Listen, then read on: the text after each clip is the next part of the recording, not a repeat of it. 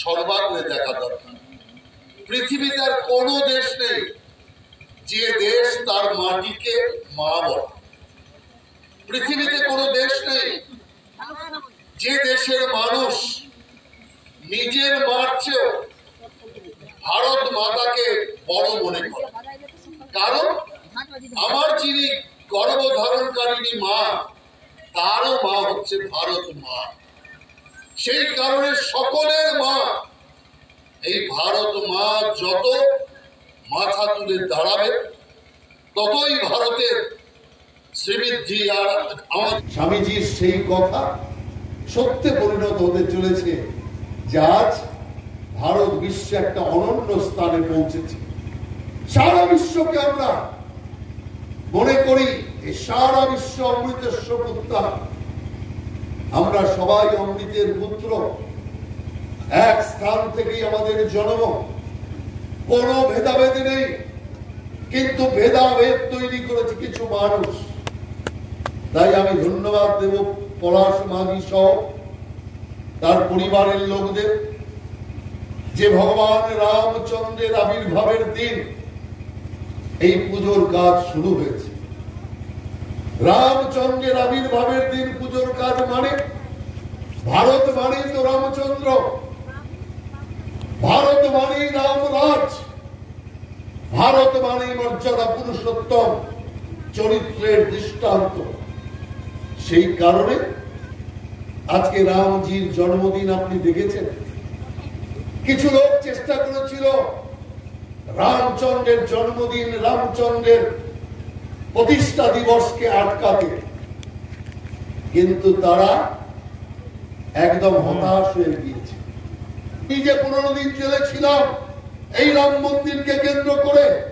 আমার কলকাতার রাম কোঠারি, শরৎ কোঠারি 2 ভাই জীবন দিয়েছে। তাদের জীবন দান ব্যর্থ হয়, তাদের আত্মত্যাগ ব্যর্থ হয়নি। সেই কারণে আমি মনে করি আমরা আজকে যে পুজো করছি, আমরা যে ভারত মাতার স্তুতি গান করছি, এটাও কখনো ব্যর্থ হবে না। তাই ভারত মাতা বিশ্বের দরবারে কল্যাণময়ী মাতা রূপে প্রকাশিত হবে। চারিদিকে আজ যেমন ভারতের নাম, আগামী দিনও হবে। ভারত মাতার মহিমা আপনি দেখবেন। এই যে এখন আমি এখানে বক্তৃতা করছি, এখনো রাশিয়া আর ইউক্রেনের যুদ্ধ চলছে। কবে যুদ্ধ শুরু হয়েছে? আর সেই যুদ্ধ যখন শুরু হলো, ইউক্রেনে আটকে পড়েছে নানান বড় বড় দেশের সমস্ত জনগণ। ভারতেরও লোক আটকে পড়েছিল। ভারতের লোকদের তো প্রধানমন্ত্রী নিয়ে চলে এসছে। আমেরিকা বলছে, জার্মান বলছে, জাপান বলছে, ইংল্যান্ড বলছে, চীন বলছে যে মোদিজি একটা ত্রিবর্ণ রঞ্জিত চক্র শোভিত ভারত মাতার বসন্তি কি করবে?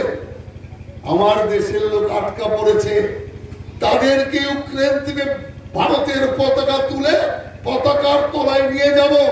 ভারতের পতাকা দেখলে রাশিয়া গুলি ছুড়বে না, ভারতের পতাকা দেখলে ইউক্রেন গোলা ছুড়বে না।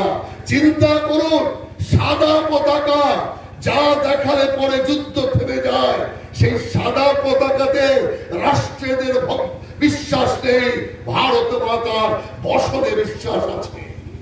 আমরা চীনকে পর্যন্ত আমাদের পতাকার তলায় পার করেছি।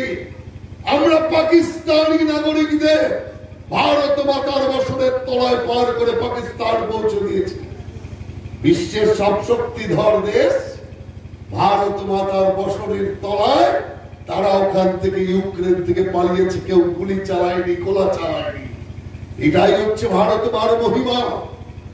ভারত মার মহিমা প্রকাশিত হচ্ছে এই দেবভূমির মহিমা সারা বিশ্ব জুড়ে প্রকাশিত হবে। আর আমার বিশ্বাস একদিন ভারতীয় সংস্কৃতি সারা বিশ্বে 1 নম্বর স্থানে পৌঁছবে। সারা বিশ্ব ভারতের আধ্যাত্মবাদ, ভারতের সংস্কৃতিকে গ্রহণ করতে বাধ্য হবে। এটাই হচ্ছে ভারতের সবচেয়ে বড় বিজয়ের জিনিস। তাই আমি আপনাদেরকে সকলকে এই ভারত মাতার পুজোর জন্য ধন্যবাদ জানিয়ে এলাকার সমস্ত মানুষ, সুধী নাগরিক যারা এই পুজোকে সার্থক করবার জন্য শ্রম দিয়ে, বাকি অনেক সহায়তা দিয়ে এই পুজোকে সহায়তা দিচ্ছেন, তাদের সকলকে আমি ধন্যবাদ জানাই। আমি বিশ্বাস রাখি আগামী দিন এই ভারত মাতার পুজো আরো বৃহৎ আকারে হবে। শুধু পারিবারিক পুজো থাকবে না, এলাকার পুজো রূপে এই ভারত মাতার পুজো প্রকাশিত হবে। এই আশা বিশ্বাস রেখে ভারত মাতার চরণে কোটি কোটি প্রণাম নিবেদন করে আমার এই সংক্ষিপ্ত বক্তব্য শেষ করছি এবং আপনাদের কাছ থেকে যাওয়ার অনুমতি চাইছি। বন্দে মাতরম, ভারত মাতার জয় হোক।